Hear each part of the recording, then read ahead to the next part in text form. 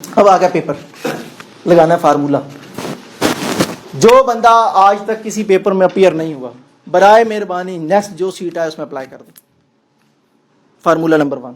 Number 2, جب آپ paper میں بیٹھو, جب آپ کے سامنے پیپر آ جائے تو آپ نے کیا کرنا ہے, جو آپ کو 100% کوشچن آتے ہیں صرف وہ کرنے ہیں آپ نے. کیا 100%؟ ہو سکتا ہے 12 سوال آتے ہوں, تکا نہیں لگانا. ہو سکتا ہے 13 سوال آتے ہوں, تکا نہیں لگانا.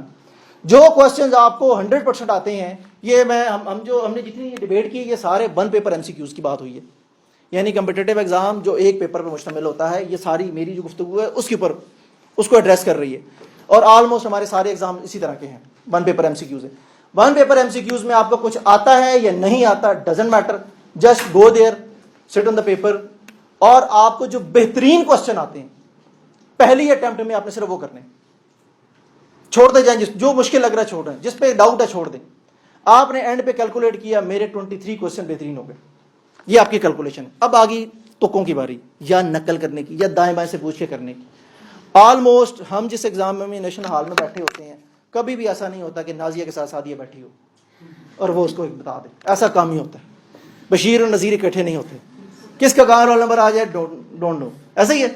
اب وہاں بندے کو پتہ ہی نہیں ہوتا یار اس سے میں کیسے کہوں بھائی جان بتائیں, عمیر صاحب وہاں پہچانتے ہی نہیں ہیں. مطلب یہ ایک پرابلم ہوتا ہے. پہلے ریپو بلڈ کرنا, اور ہو سکتا ہے آپ کے سامنے نازیہ بیٹھی ہو اور آپ پیچھے بشیر صاحب بیٹھے ہو, تب مشرقی آدمی کا یہ بھی مسئلہ ہے کہ وہ بات بھی نہیں کر سکتا. ٹھیک ہے. اب جب یہ ساری پریشانیاں آپ کی اکٹھی, اس کا مطلب یہ ہے کہ دم دم علی علی اپنا آپ ہی کرنا ہے.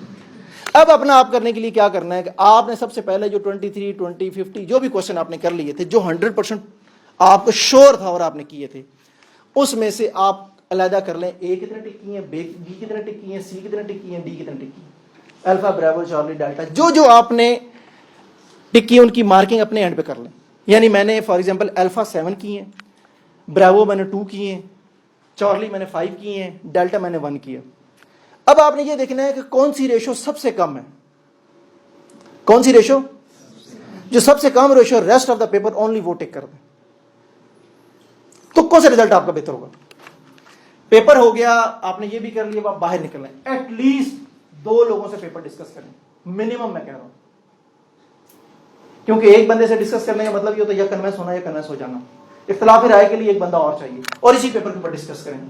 ایٹ لیسٹ کوشش کریں جب آپ کسی پوسٹ کے لیے اپلائی کریں 2 دوستوں کو مجبور کریں, یا تم ہی اپلائی کر, عمیر تو بھی کر, عبدالرحمان تو بھی کر, فاروق صاحب آپ بھی کریں. 3-4 لوگ جب اپلائی کر دیتے ہیں تو ایک دوسرے کے بہانے پیپر دیتے ہیں. پیپر دینے سے جب باہر نکلتے ہیں, آپ کا 3 مہینے ٹک کے بیٹھ کے اسٹڈی کرنا ایک طرف, پیپر دینے کے بعد 3 لوگوں کو اس کے اوپر ڈسکشن کرنا ایک طرف, یہ برابر ہو جاتا ہے. آپ کا کوشچن بینک تیار ہو جائے گا. آپ کے کوشچن بینک میں کچھ کوشچن بڑے کنفرم کلیئر ہو جائیں گے. ایک تو آپ نے پیپر اٹیمپٹ کیسے کر لیا, دوسرا اس کے بعد آپ نے ایک ڈسکشن کرنی ہے, اور اس ڈسکشن سے آپ کو ایٹ لیسٹ یہ ایک ورژن مل جاتا ہے کہ جی کون کون سی چیزیں میری ٹھیک تھی, کون سی غلط تھی, کون سی چیزیں کیسے کرنی تھی, کون سا پیپر کوشچن کہاں سے آیا تھا. ہوا کیا کہ جب ہم پیپر دے رہے ہوتے ہیں کسی ایک بک سے نارملی تیاری ہو رہی ہوتی ہے, جس کتاب سے تیاری کی واپس آ کے اس کے اوپر مارک کلاس بھی کریں, آپ کو پتا ہوگا کون کون سا کوشچن یہاں سے آیا.